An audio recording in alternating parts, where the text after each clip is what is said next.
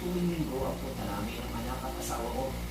Yun kasi ang araw na pareho kami walang trabahong mag-asawa. Nasa kalagitnaan na roon ng misa, nang bigla kong makita yung lalaking nakahubad.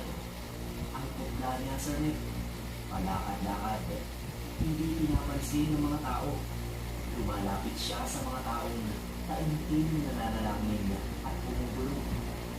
Ginagawang katatawanan ng lalaki ang kabanalan ng simbahan. Nung papatapos na ang misa, ay hindi pa rin umaalis sa simbahan ng lalaki. Kaya naman pinanong ko yung asawa ko, pati na rin yung anak ko.